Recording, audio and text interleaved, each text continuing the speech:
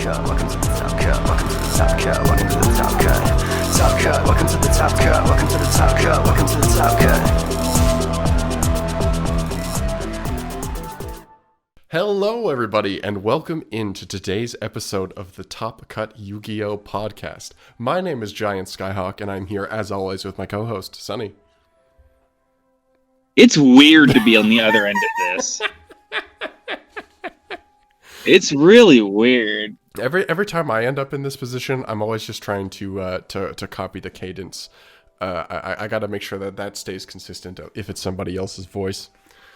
So, well, it's weird for me being on this side of it too. But anyway, for those of you, there is a very rhythmic cadence to it. Mm-hmm. Anyway,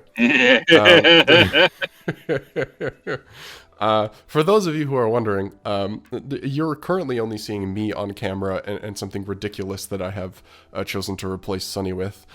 Sunny is recording this episode while driving to the airport. Okay, so in my defense, it is a 4-hour drive to the airport. Mm-hmm. This is being recorded in the very first leg. I have about an hour until I pick up my passenger who is riding with me and flying with me to Nats. So, I literally just pulled out of my driveway. You are hearing the first vestiges of my journey to Nationals right now, live on the air. And we will do anything at this point to get an episode out. Okay. Like. I would like to say, though, for anyone concerned, I do want to put it out there. I am following all laws and rules of the road.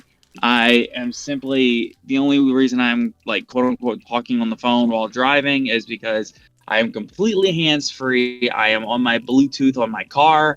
I have no, I don't have my phone up to my ear. I don't have anything like that. I am doing this as safely as possible. Skyhawk's doing all the patron names, and Skyhawk's doing all the ad reads, everything. So exactly, I'm the passenger for this. Even though I'm driving, I'm the passenger. On that note, a huge thank you to our sponsors. So shout out to Steelfox Games and ETB Games if you're in the Louisiana area. A massive shout out to all of our patrons, obviously, and a big shout out to Gem Accessories, and especially Dragon Shield. You can now order custom sleeves from Dragon Shield for Japanese size. I have something very interesting in the works I will be posting on Twitter very soon, so you'll get to see some custom sleeves from me, but if you want yours, use our affiliate link in the description below. We have a TCG Player affiliate link, but why? Massive shout out to our patrons. Did I miss anybody? This is my first time doing the full read there. You did not miss anybody, but I also want to offer a special shout out to Abyss, our artist, who is actually also doing some custom sleeves for us. Ooh! Oh, really? You've sent off a message? You got some sauce? Yes, we have some custom sleeves in the works. I will say this much. I don't know what they're going to be. I messaged Abyss, and I was like, hey, do you want to do some sleeves? So, and I said, you have full, complete brain over what they're going to be and what they look like. Just, keep it PG. And she jumped all over it, so. Okay, well, I'm very curious to see how that turns out. Same. All right. But on that note, I guess we'll get into... Oh, actually, you should all go follow Abyss on Twitter, actually. Incredible artist. I think Nebula Neos. Nebula Neos. Excellent deck builder, too, honestly. She plays, like, every deck. I think on Twitter right now, the most recent list she played, she just posted a 4-0 at Locals, playing Evil Eye. Which is an interesting bit, because, as we all know, Evil Eye is much better than Gate Guardian. And the list is actually really cool. She hasn't played Gate Guardian yet. We don't know that. Okay, all right. I see how it is. But I guess we can get into the meat and potatoes and pyros of today's episode, because we got a very interesting new archetype reveal last night as of recording. Pain 96 will be very happy because it's Pyro. There's some interesting stuff happening here. So hey, Pyro cards go crazy. Yeah, and it's funny enough. Some of the cards you'll notice have some interesting synergy with Volcanic and Rescue Ace. Funny enough, so I'll start off with if you have secret first ed, Force of the Break, or Volcanic Rockets, I'll be at Nationals right now when you look for them. Yeah, Sonny has decided he's playing Volcanic Runic whenever that stuff comes out. Like max rarity Volcanic and not max rarity Runic. Oh, yeah. So okay, here's a question. I know your answer to this already, but the people have to know. It's the ultis. I do.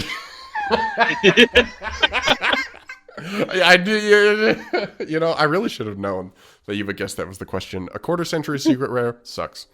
Okay, so here we've got. I might pick them up too. I might pick those up too, and then whichever people are saying is higher, I'll play.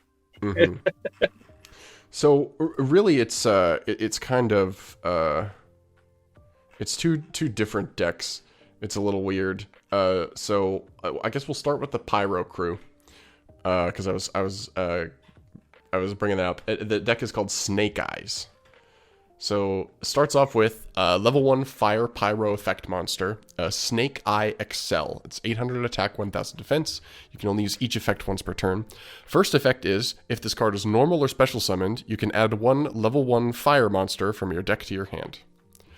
2, you can send this card and 1 other face-up card you control to the graveyard to special summon a Snake Eye monster from your hand or deck except for Snake Eye Excel. So that's pretty interesting. Adding any level 1 fire has a lot of applications.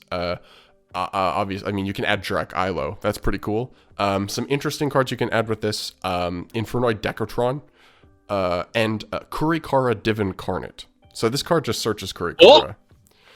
I didn't even think about that. What about, is it Infernoble Knight Renaud level 1? Yes. Yep, correct.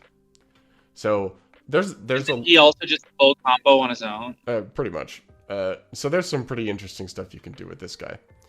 So next up, all of the main deck monsters, I believe, the small ones are level 1 Fire Pyros. So we've got Snake Eye Orc, level 1 Fire Pyro, 900, 200, each effect once per turn. If this card is normal or special... 200 defense? 200 defense, yeah. Funny how that is. They gotta give us one of them, right?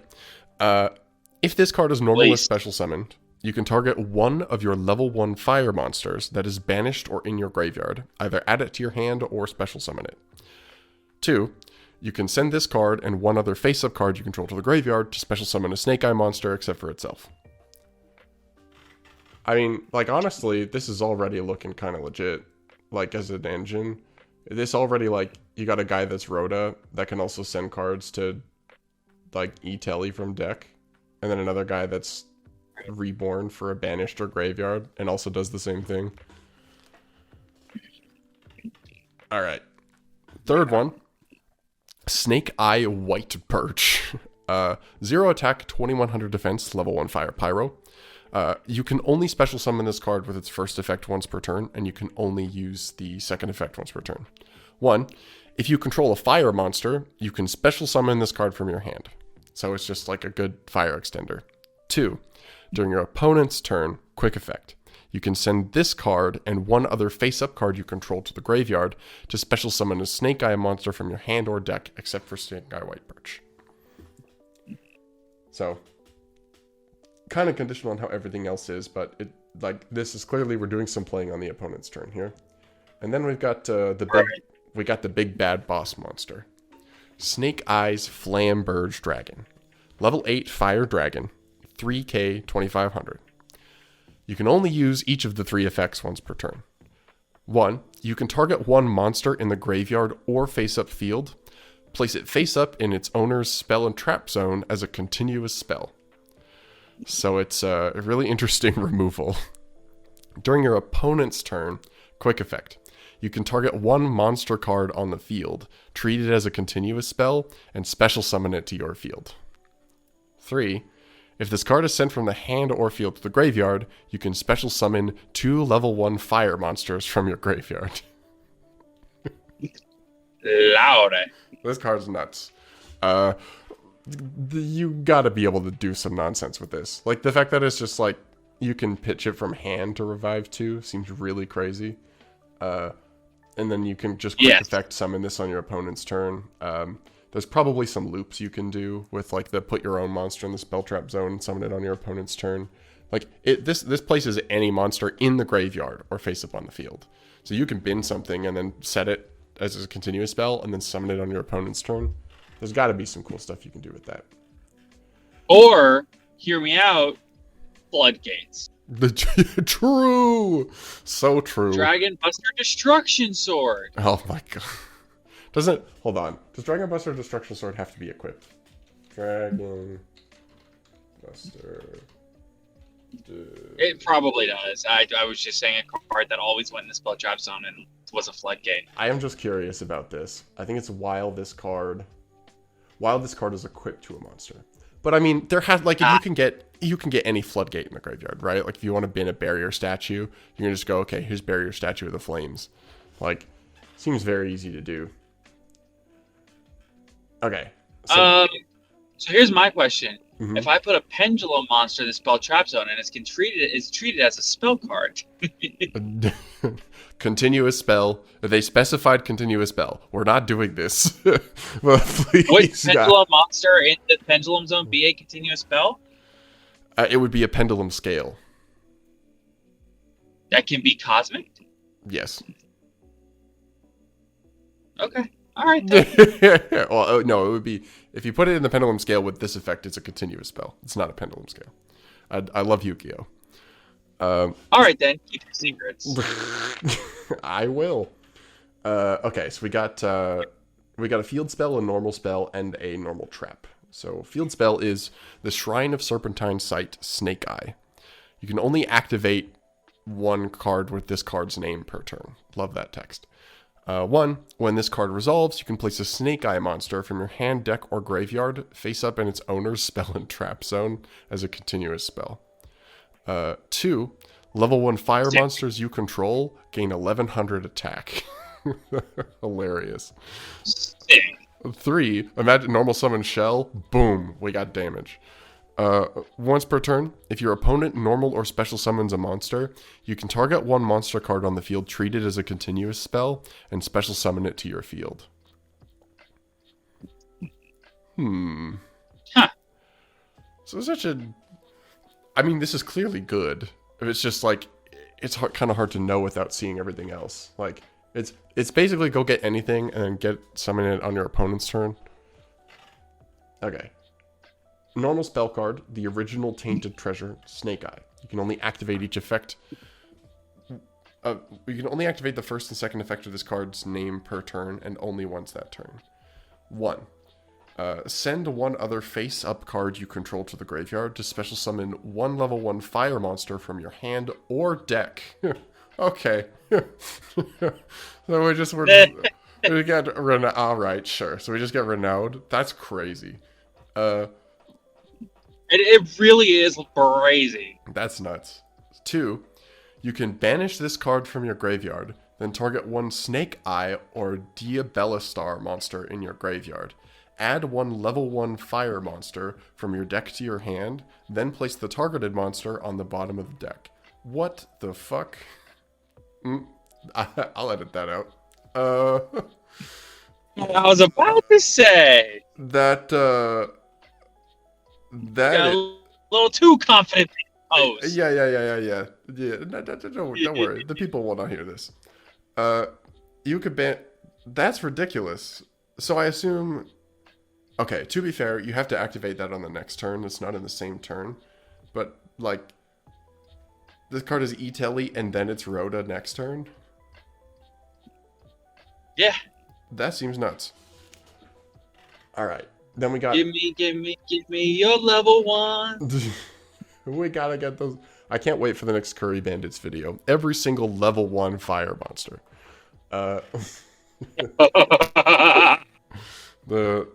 They had to read but they already did all the pyros, so I imagine there's some overlap. But okay.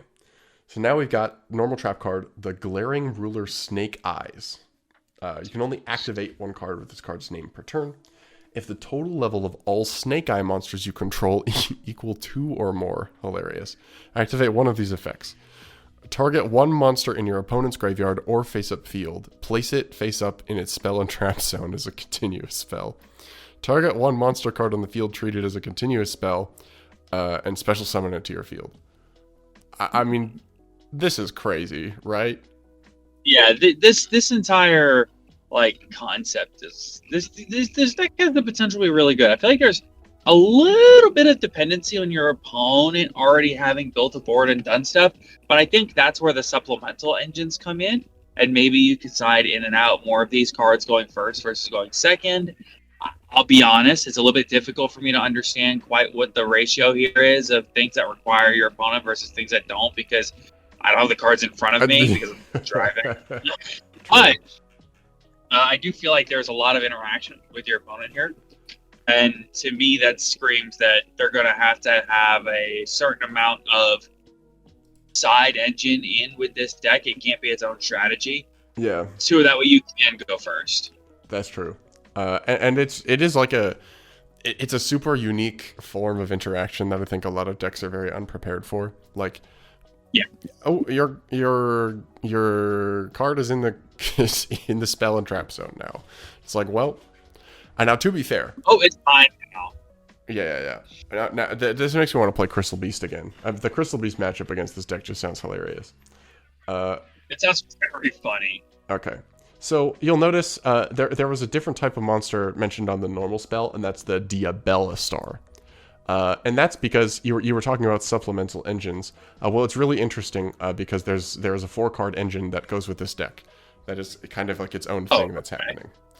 So they're part of the same deck, but kind of not really. It's a little weird. So here we have a 4-card series. So it starts with Diabellstar, the Dark Witch. Level 7 Dark Spellcaster effect monster, 2500, 2000 defense. You can only special summon this card with the first effect once per turn, and you can only use the other 2 effects once per turn. So 1, you can special summon this card from your hand by sending one other card from your hand or field to the graveyard. So easy, free special summon. 2, if this card is normal or special summoned, you can set one Tainted Treasure spell trap directly from your deck.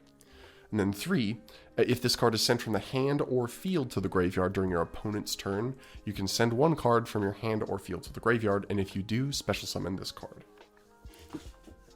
So, already a lot of value.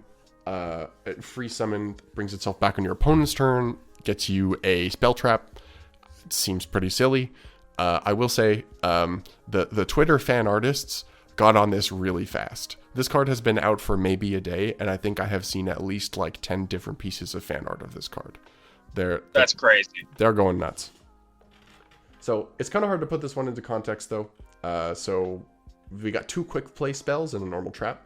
So the first quick play is the Tainted Treasure Hunter Fiend, and it's a wanted poster. The art is absolutely sick on these, so I'm excited for you to eventually see them because I think you will like the vibe. Oh. It's like a One Piece archetype? It is very, the wanted poster is very One Piece-esque. I will put it that way. Love that. Yeah. It's not I don't think the aesthetic is very One Piece, but specifically the wanted poster feels like a wanted poster from that series. Yes. So quick play. We can only use the first and second effect of this card's name, each once per turn. 1, add a Diabellstar monster from your deck or graveyard to your hand, which for now is just the spellcaster. 2, during your main phase, you can banish this card from your graveyard, target one of your Tainted Treasure spell traps that is banished during your graveyard, place it on the bottom of the deck, and then draw 1 card. It's Rhoda. That also is Chaos Space. Seems pretty good. Seems pretty solid. Second quick play is Tainted Treasure of Doom Lucilia. You can only activate 1 card with this card's name per turn. 1. Target 1 level 7 or higher spellcaster monster you control. Apply these effects in sequence. That face-up monster is unaffected by other monsters' effects this turn, but send it to the graveyard during the standby phase of the next turn. And then, all face-up monsters your opponent currently controls lose attack equal to that monster's attack. And then, if any of those monsters' attack have been reduced to 0 as a result, destroy it. So you'll notice your level 7 or higher spellcaster that also searches this card is 2,500. So you drop this, your spellcaster is unaffected by monster effects for the rest of the turn. And then also, if any of your opponent's monsters are 2,500 or less attack, they die. Seems pretty solid. And the crazy thing is, like, this is good going first or second. Like, I love the flexibility of this. Very, very sick. Also, like, level 7 or higher spellcaster. I love that this is just kind of generic, but it works better in this deck because if you send the Diabell Star during your opponent's standby phase, it just brings itself back by sending a card. So that's nuts. Hey, I have a question. What typing is the fire barrier statue? I believe it's Pyro, but I'll double check. It's a barrier statue of the...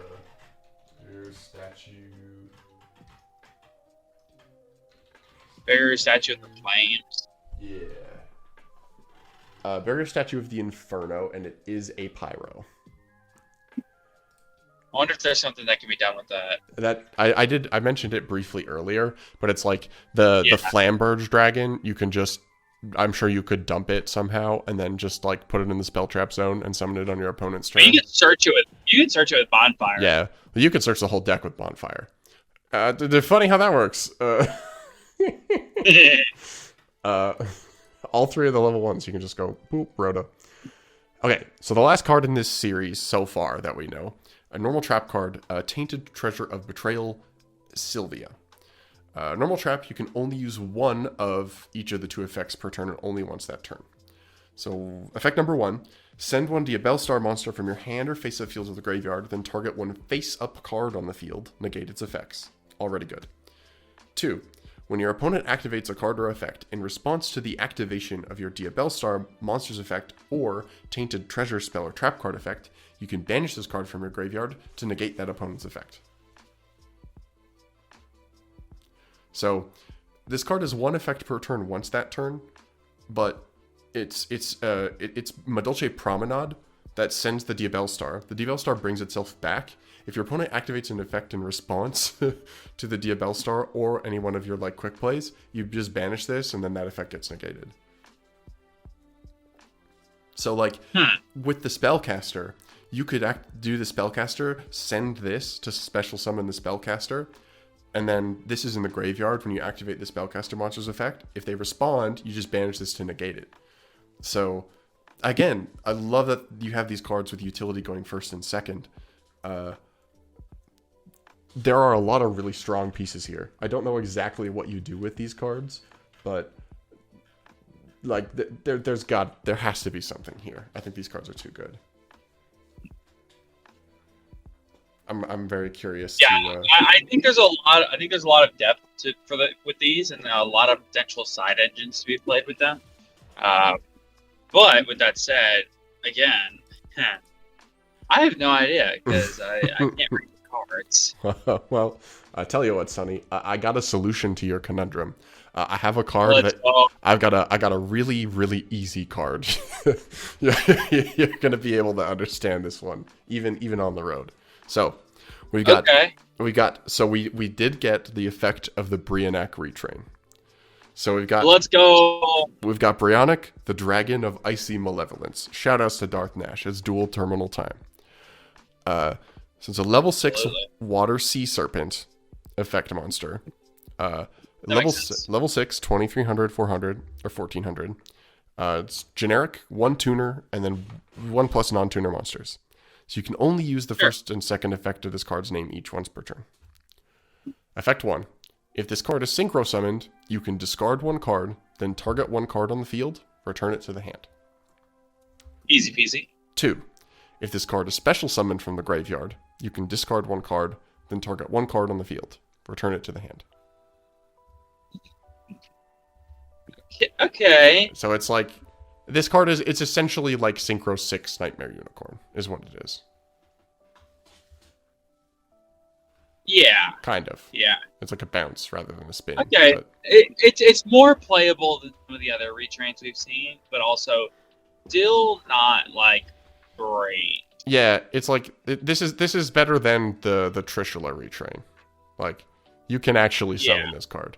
I think my thing is, like, I can't imagine many scenarios where you would want to make this over something like Coral Dragon.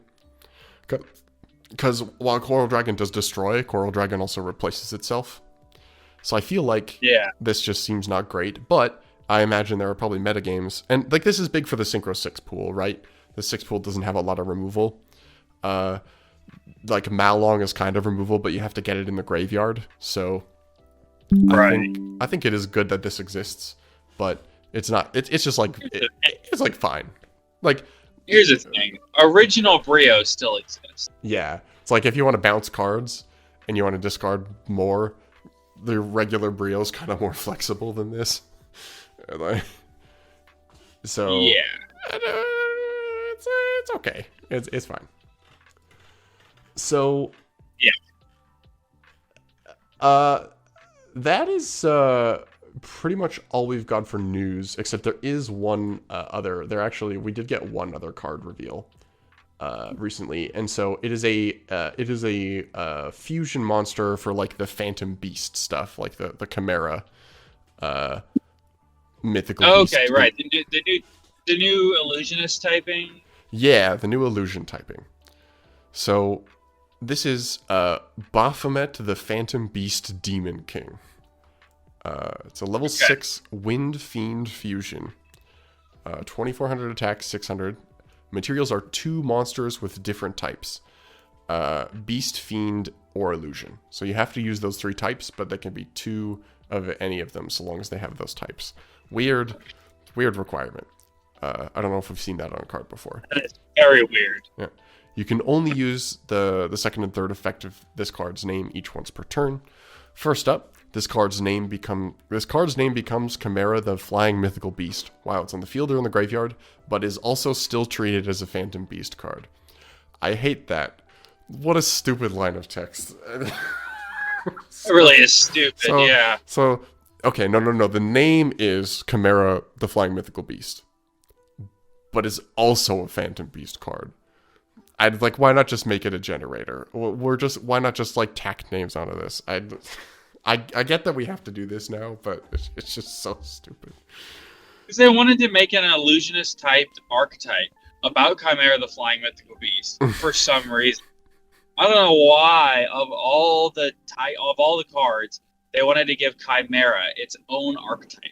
It's not even like one of the most iconic Yugi cards, much less one of the most iconic things from so the DM era. Before I move on with this card, actually, I do have a good question for you. So you were preaching for people who are new to the podcast or people who just don't know Sunny very well. Sunny was on the Gate Guardian like support train long before the Gate Guardian support got revealed. I think almost half a year up to that point, you were like Gate Guardian support. I literally spoke it into existence. Yes. Yeah. So you say that so you're like Gazelle, the King of Mythical Beasts, just terrible. What a terrible choice. What is your next pick for like the weird like one-off legacy support archetype? Like what do you want to see happen next? What do I want to see happen, or what do I think will happen? Yes. I think we will get, what else? Celtic Guardians next. Oh, well, that would be actually very funny. That would be hilarious.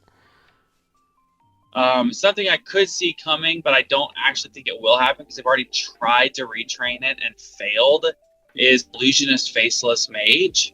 But with the new Illusionist typing, I think they still might try again. Right, I can see that happening. They've already done Mako Tsunami stuff. They've already tried giving us more Harpy support. Yes, but what do you want? Well, I'm kind of racking my brain going through it. I don't really love dragon stuff. I don't really love. I burnt out on, sorcerer, dark magician type stuff. Mm-hmm. So it really, I think I have to just say move on to a different show. You heard it here, folks. Sonny has said we must move on from DM. I mean, I personally agree. Yeah. I mean, when we're stuck on Chimera, the flying mythical beast, I think we're done with DM, dog. I really do. I think the only thing left to retrain is the dungeon dice monsters. We did get a few of those cards. We got the spells, but the monsters, I think you're right about. That would make good sense to me. Give me Thunderball. That's all I'm saying. Thunderball. I mean, I want Thunderball. Yeah, let me get the Thunderball archetype. All right. Well, I got to finish the effect. So, it's a fusion. It's got 12 names. Who cares? 2. If this card is fusion summoned, you can send one beast, fiend, or illusion monster from your deck to the graveyard. Foolish. Seems good. During your opponent's turn, quick effect, you can banish this card from your graveyard, then target one of your banished beast, fiend, or illusion monsters, except for itself, and special summon it. Sick. It seems fine. I don't know if it really does anything, but foolish plus a special summon seems pretty good. So that's what we've got for cards. Well, there's the Nemorelia stuff, but that's from too long ago. We're not going to go over that. So we've probably got, just based on Sunny's timeline, I'd say we have like probably 10 to 15 minutes left to cover. So how's your drive going so far? How's my drive going? It's boring, you know. Mm-hmm. It's not fun, you know. But on the flip side, well, you know, it is fun. I don't being here with you, buddy. Love that. Well, thank you very much. Being here with the fans, gotta love to see it. God.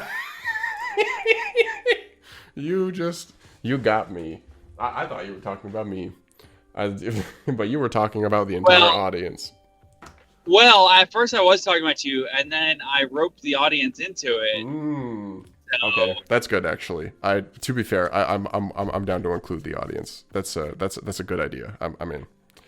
But yeah, listen, if I can't record a podcast episode doing 80 miles an hour or 130 kilometers an hour down the road, Plus, thank you for doing that. That's the whole point of me.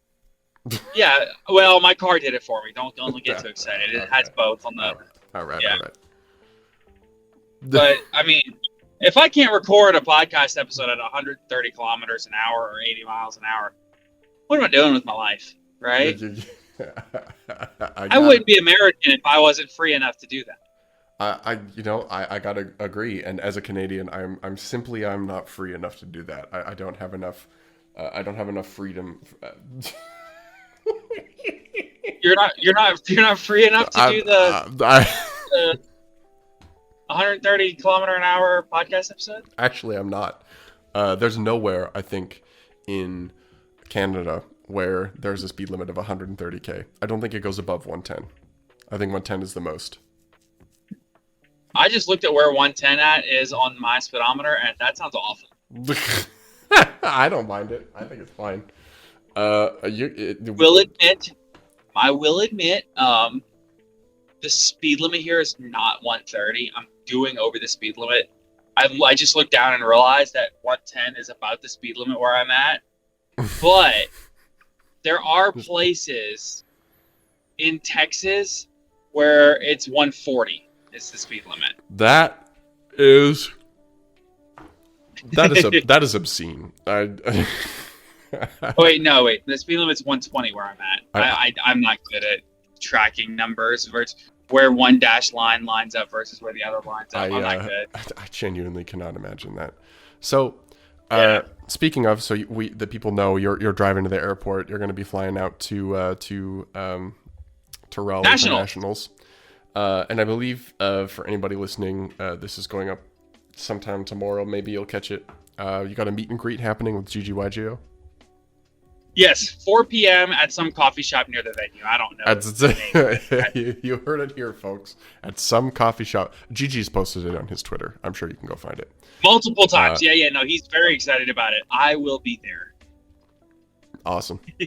I'm also excited, but it's mostly his meet and greet that I will also. That you're just like showing up to. Yeah. Yeah, he texted me and he was like, "Hey, buddy, like, do you want to do this with me?" And I was like, I'm not opposed. But just so you know, listen, somebody will show up and recognize you. Like I think we've told this story before, but like if we can be like on the train from the airport to the venue in London and have somebody on the train be like, "You're Sonny from the Top Cut podcast." Yeah, I heard your voice. You're Sonny. I'm sure somebody will know who you are. By the way, it's just now registering to me. That person is now going, "Oh no, Skyhawk was with him, and I didn't ask for a signature." And now he's the co-host. That's hilarious. To that guy in particular, I'm sorry. I was not the co-host at that time. I was just I was a recurring character. I was on a gig contract, and now I've signed the big time deal. That's true. That is true. Like a player that signed a 1-year deal with the football team, and now he's got like his own 5-year deal. I had the 10-day contract for the Minnesota Timberwolves, and then I ended up signing the 2-year deal with the New Orleans Pelicans. Let's go! Bird up! Can we call that team Bird Up? Actually, okay. You know what? I've decided. Actually, let's do. Are there any sports teams? We're assigning Yu-Gi-Oh decks to them now. So we got New Orleans Pelicans as Bird Up. The Golden Knights have to be like the heroic monsters, right? Like the heroic challenger. The heroic champion, or yeah. Yeah, I guess. So I mean, Edmonton Oilers, obviously, Oil Man, is the mascot. There's the Union Monsters. What do we got? Let's see. If the card wasn't so awesome, I'd say the Atlanta Falcons could be Wild Turkey. But that card's too awesome for them. Give them. They can have Laughing Puffin. That's the that's the card we give the Falcons. They are Fluanderies. Everybody hates the Fluanderies. That's good, actually. I like that. I mean, we can give the Calgary Flames Volcanic. Very easy. Oh yeah, that's a for sure. That's a good one. We're just tossing that right down the mix. I mean, the Seattle Kraken. They can be the Fright Fur. We got the Kraken. True. The Minnesota Vikings can be the Plunder Patrol. Ooh, I like that. That's very good. Oh, isn't there there's the Raiders could also do that because they've got the pirate flag. Or isn't there an MLB team called the Pirates? Yeah, the Pittsburgh Pirates. Well, Plunder Patrol. Yeah, I mean that makes sense. Okay, we gotta give it to Pittsburgh. Okay. Yeah, that's fine. I'm okay with giving that to Pittsburgh. I think I have stalled enough time to with this terrible tangent. Okay, hold on. I will ask this. What decks do you expect to see in Top Cut at Nationals? Okay. Here for this weekend, because we are going. If I'm on my way to Nationals, we should at least mention it, right? That's true. Okay. So I think obviously Castira will be the most represented in Top Cut. I think even with its consistency issues, people have seen the power, and a lot of players I think will decide to roll the dice, and some number of them are going to do really well. I think we have seen that Bestial Dragon Link will play well, and I think there are a lot of North American players who are very, very good at that deck who are going to be there. So I think the Bestial Dragon Link deck will do well. I think Fur Hire Sprite is probably the best build, like the Fur Hire Runic Sprite. So I think that's the one you're going to see most in Top Cut. Labyrinth is going to be very present. There are some very good Labyrinth players who are going to be there. For some maybe off-the-wall stuff, I think we're going to see some level of Cyber's Math Mech deck top. I'm not sure if it's going to be the Giant Pile or if it's going to be Math Mech, but I think that that deck is quite well positioned to sneak a couple spots in. I would not be surprised to see a Marincess player top. I think that deck is super, super underrated for the format.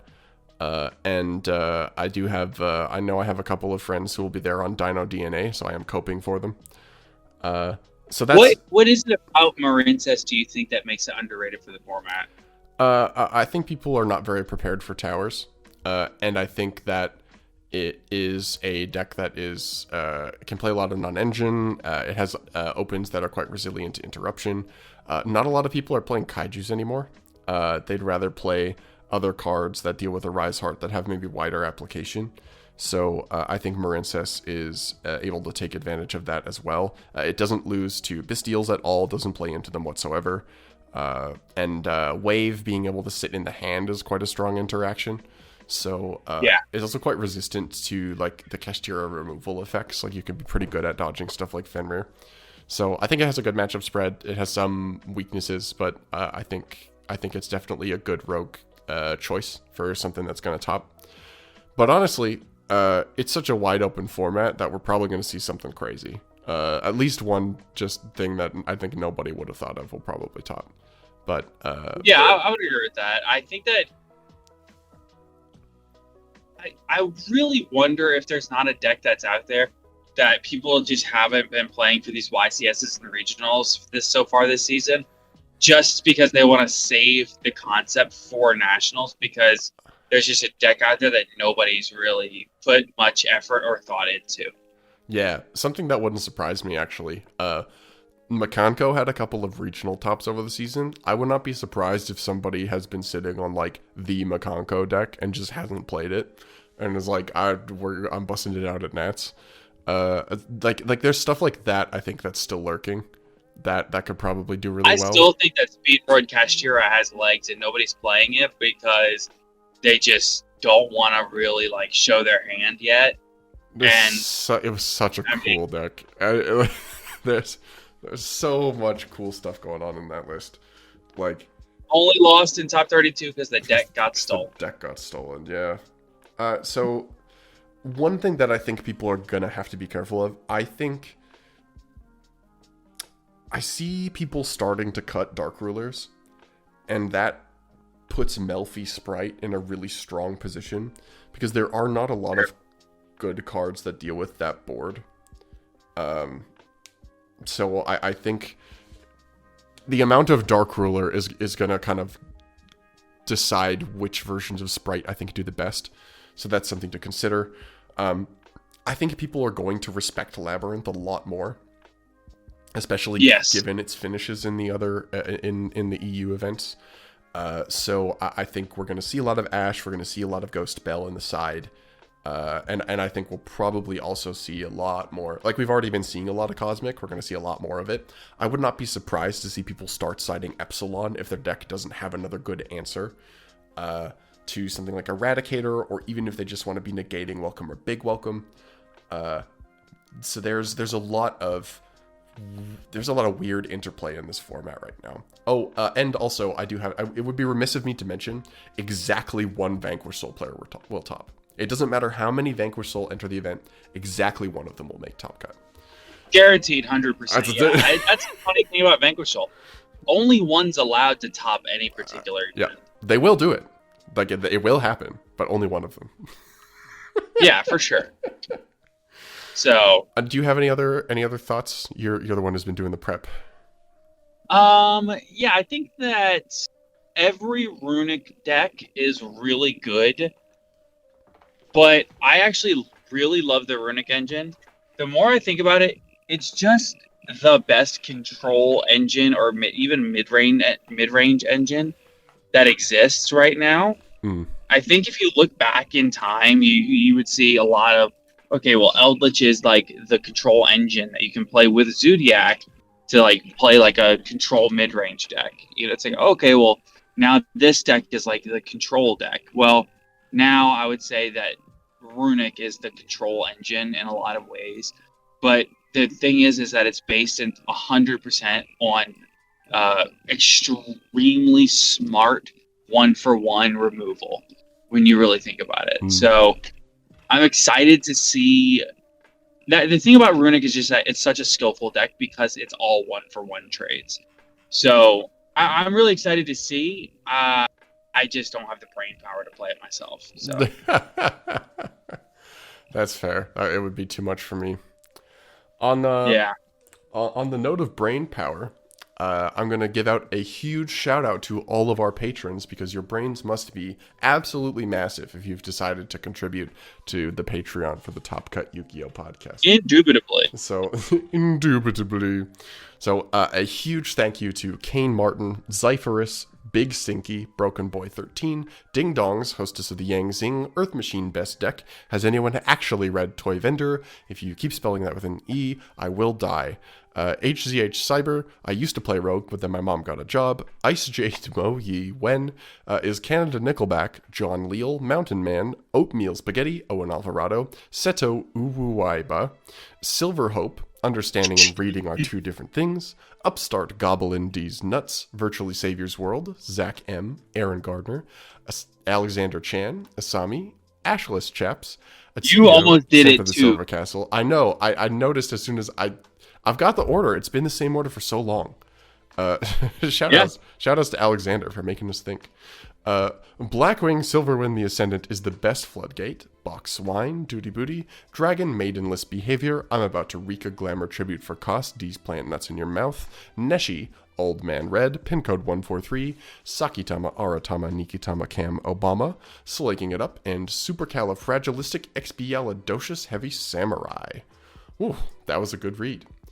And on that note, thank you all so much for listening to this episode of the Top Cut Yu-Gi-Oh! Podcast. We will see you all next time. Sonny, do you have anything else you'd like to say to the people before we sign off? Thank you all for your continued support of the podcast, and please be sure if you're at Nationals this weekend, please be sure to come up and say hi as long as I'm not in the middle of a game or something. I would absolutely love to meet everybody. I'll sign whatever you put in front of me. Just hello. I'm very happy to be here, and I'll be around. 100%. Go find Sonny. Trust me, it will make his day if you find him and say hi. It really will. I swear. You have no idea. All right. Take care, everybody. Adios.